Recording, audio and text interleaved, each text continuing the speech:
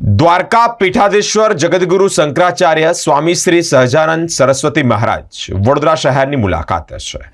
ગાયત્રી આશ્રમ ખાતે જ દર્શનના દાન દેવા માટે ઉપસ્થિત થયા હતા।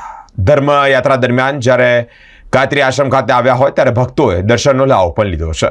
ધર્મ પ્રચાર યાત્રા માટે વડોદરા ખાતે આવ્યા છે। યજ્ઞ છે તેમાં પણ ભાગ લેવાના છે। તેઓ કહી રહ્યા છે મારી યાત્રાથી દાહોદ ગોધરા બાજુ આદિવાસી ક્ષેત્રમાં ધર્માંતરણ કરી રહ્યા છે। આની રોક લાગવી જોઈએ, જનજાગૃત થવું જોઈએ અને પોતાના ધર્મનો ત્યાગ ન કરવો જોઈએ। મહારાષ્ટ્રની સરકારે ગૌમાતાને રાજ્યમાતા જાહેર કરી ત્યારે મુખ્યમંત્રી એકનાથ શિંદે દ્વારા સારું કામ કરવામાં આવ્યું છે। બધા રાજ્યોએ ગૌમાતાને રાજ્યમાતા તરીકે જાહેર કરવી જોઈએ। કેન્દ્ર સરકારથી જાહેર થવું જોઈએ જેથી ગૌમાતાની રક્ષા થાય। અલગ અલગ બાબતે સ્વામીશ્રીએ માહિતી આપી છે। ધર્મ પ્રચાર યાત્રા માટે બड़ौदा આગમન થયા છે અને વિષ્ણુ યજ્ઞ છે। વિષ્ણુ યજ્ઞમાં ભાગ લેવાનો છે ને મારી યાત્રા હતી દાહોદ ગોધરા બાજુ आदिवासी क्षेत्र में। धर्मांतरण के लिए बहुत से लोग षड्यंत्र कर रहे हैं। उसी की रोक लगाने के लिए, जन जागरण करने के लिए किसी को भी अपने धर्म का त्याग नहीं करना चाहिए। जिस धर्म में हमारा जन्म हुआ है, जिन माता पिता से हमारा जन्म हुआ है, जब हम माता पिता का त्याग नहीं कर सकते तो परंपरागत धर्म का त्याग कैसे कर सकते हैं।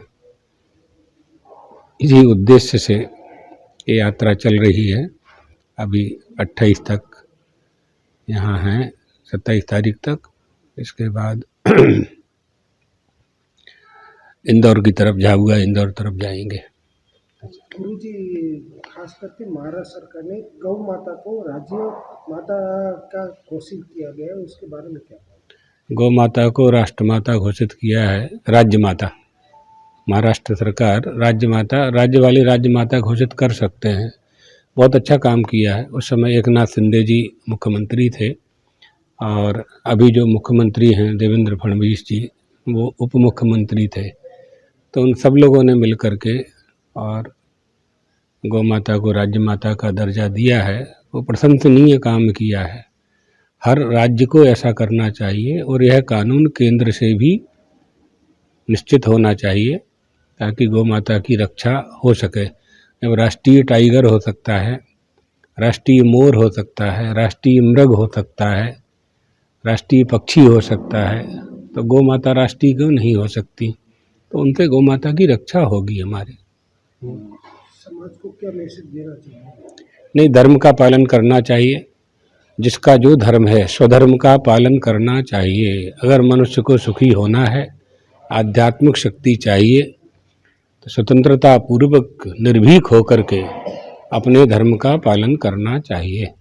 ज़्यादातर लव जिहाद का ज़्यादा क्राइम हो रहा है, तो उसके बारे में? हाँ, तो यही तो बात है ना, यही षड्यंत्र है। सब हिंदुओं के विरुद्ध षड्यंत्र हो रहे हैं। हमारी भारत भूमि में रहने वाले लोग भारत भूमि के प्रति ही नास्तिकता प्रकट कर रहे हैं, सम्मान नहीं करते हैं। तो लव जिहाद जैसी घटनाएं हैं, धर्मांतरण की घटनाएं हैं, बांग्लादेश में जो हो रहा है, ये सब भारत के विरुद्ध षड्यंत्र है। इन सब से हमें सावधान होना है। अपने बच्चों को, बालक बालिकाओं को समझाना है कि अपनी परंपरा का त्याग हमें नहीं करना चाहिए। खास करके केंद्र सरकार अपने राष्ट्र को हिंदू राष्ट्र को बनाने की सोच रही है, क्या आपका मंतव्य है? नहीं, हिंदू राष्ट्र होना चाहिए। भारत सरकार सोच रही है कि नहीं सोच रही है ये तो हमें नहीं मालूम है, लेकिन हिंदू राष्ट्र होना चाहिए। हम उसके समर्थक हैं। पश्चिमना जगद्गुरु शंकराचार्यजी દ્વારકા પીઠાધીશ્વર શ્રી સદાનંદ સરસ્વતીજી મહારાજ અહીંયા પધાર્યા છે।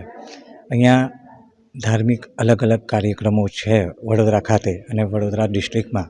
એ હેતુથી અહીંયા પધાર્યા છે। અહીંયા મુકામ નિવાસ અહીંયા ગાયત્રી આશ્રમ શેરખી ખાતે છે।